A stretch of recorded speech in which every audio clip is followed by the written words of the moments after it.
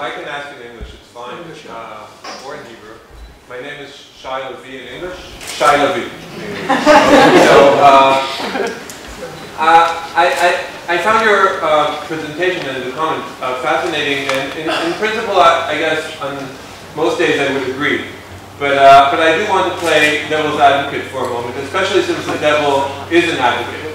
That is, the law in your story is on the bad side when you juxtapose the ritual and the law. And I wonder whether law, and specifically in liberal societies, can offer more than what you suggest. And specifically in the examples that you suggested, that is circumcision and animal slaughter. So just to be very brief, in the circumcision case, it seems like law solved the problem incredibly well in Germany within 6 months, which is a record time. So the court said one thing, it was a minor court in Köln, and the legislator said something very different and actually managed to give a context-dependent solution to this problem through law. The animal slaughter case is even more interesting in Germany, because there, actually, the Constitutional Court in 2002, in a very abstract decision, said Jews and Muslims are the same, they can slaughter, they can do whatever they want, and it's when it moved from the constitutional level to the administration that Muslims ran into a lot of trouble. That is, on the local basis, in the context, it has become almost impossible for Muslims to slaughter in Germany because of different kind of non-abstract but very concrete ways in which the administration created problems for Muslims. So sometimes law is abstract, sometimes law is concrete, but I'm not sure that the juxtaposition between the ritual and the law, as you suggested, works for these cases, unless I misunderstood the argument. But yeah, there's something said, because wasn't the point of the two cases that you just brought that in some cases the positional and the concrete led to a more inclusive solution, and in some cases the positional and concrete, at least on the administrative level, led to a more exclusive solution? That's right. But that was your point. Yeah. No. So I think that if you could just elaborate, I think that your אחר כך נעשה מסודר. I think that your comment helps us, or at least helps me, to make a very important distinction, which is between the sugya of law and the sugya of abstract and context dependent. And I think that's something very important to keep in mind, that it's in my paper, I agree with you, I conflate them, and I think that was not wise. And in fact, when I mentioned the cultural defense and multicultural jurisprudence, those are, I mean, we didn't have time, I didn't have time to give the examples, but those are precisely examples that speak to what I understand as the Schwerpunkt of your comment, which is that law is capable of context-dependent or positionally, which it has to be, right? Because that's what equity is to begin with. So I thank you for clarifying that distinction, which I think is an important one. Yeah, hi. I want to ask a question about, I guess, about limits and relativism in some of your examples. I mean, I guess my question, on what basis does one decide whether a particular ritual is a kind of a lovely cultural idiosyncrasy, like, let's say, Brit Milah in this audience would be, versus something which is beyond some kind of, like, for example, female genital mutilation? How does one make those kinds of decisions, or is it, you know, or can one make those kind of those distinctions? So to your question about distinguishing, so I would go back to what I wrote on the board and didn't elaborate, this distinction to me between knowledge for and knowledge of. That I think it's a mistake to sort of say a priori what is my position, or asking you what your position is towards some practice that might take place in Nigeria. When you're in Nigeria, living in Nigeria, in the village, then you have to deal with it, and then you have to take a lot of things. So I, michatchila, reject that need to make this abstract stand. I can't. I need the full context. And then I have to make a stand. So that's good for that. As to ritual and gemishut, so I would suggest, like, first opening, you know, Masechet Bracha, and you see how gamish all kinds of things are, and then what we know, and we know this both from the work of Twersky and both from the work of Soloveitchik, that there's this constant tension between the attempt to codify, to put a straitjacket, to make it rigid, continually, right? There's Twersky's famous article on code and commentary. And then it lasts for 3, 4, 5 generations, and then it opens up again, and then it opens up again. And then another person comes and tries to close it, and then it opens again. Now, what's fascinating is, of course, and Shlomo, what's the name of Soloveitchik's article?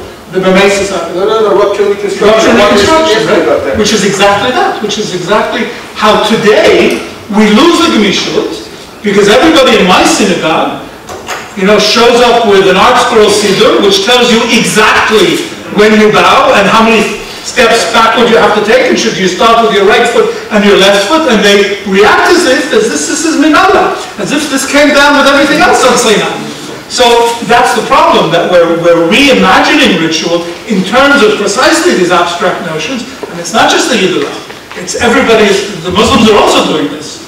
And if you follow, let's say, what's online within the Islamic world. And this is very dangerous. So I think there's a lot of interesting things here, but I don't agree with you about the Gemishut. Finally, about the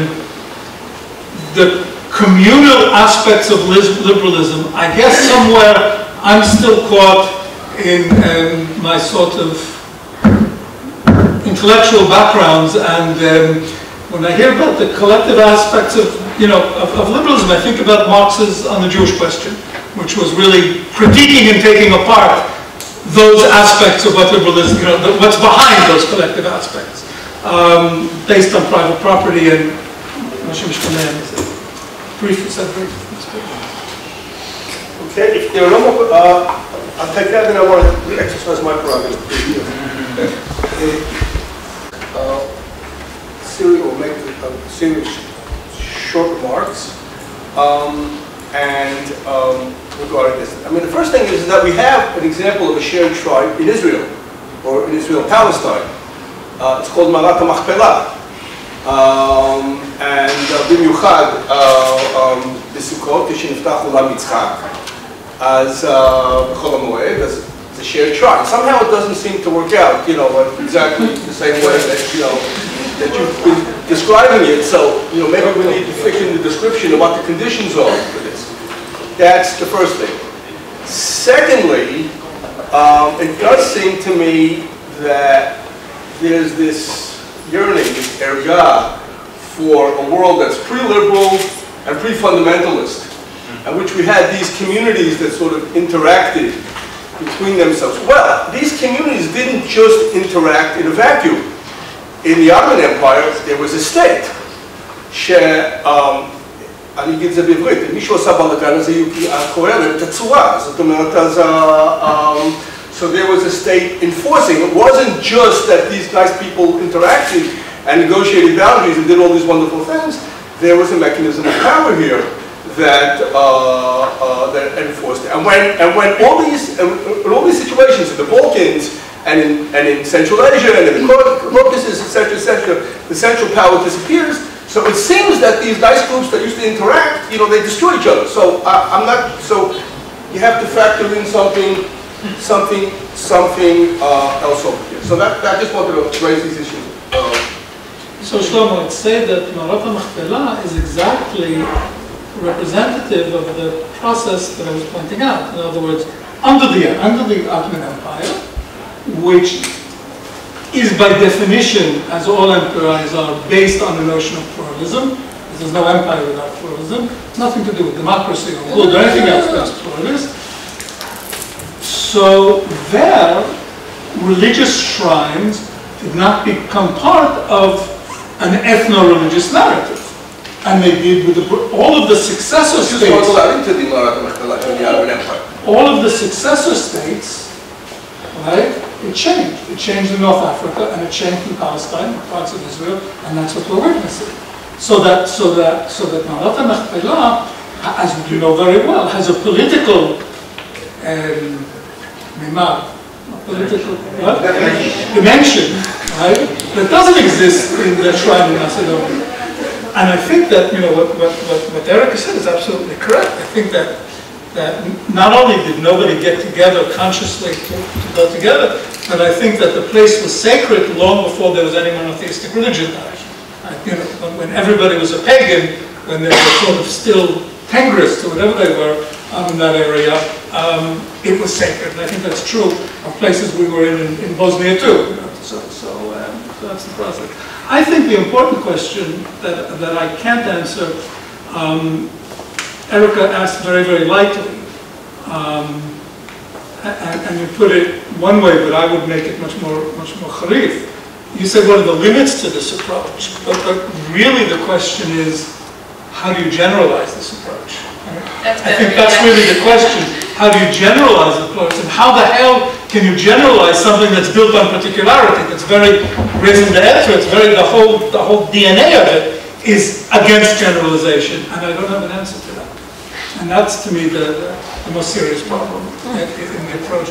All I can advocate is building and spreading more and more sort of nodules of such interaction, intentional or not intentional, and the opportunity now with the mass migration in Europe is one, let's see what happens. And if there was an ability to use this notion to further the integration, I think it would be very important. So, it's not solutions to the world problem. It's an approach, it's a toolkit, or behind this is a toolkit towards dealing with certain areas. That's all. Which reflects the limitations of particularism against the accusations of universalism always. Always, yeah. Okay, so I'd like to thank Professor Seligman.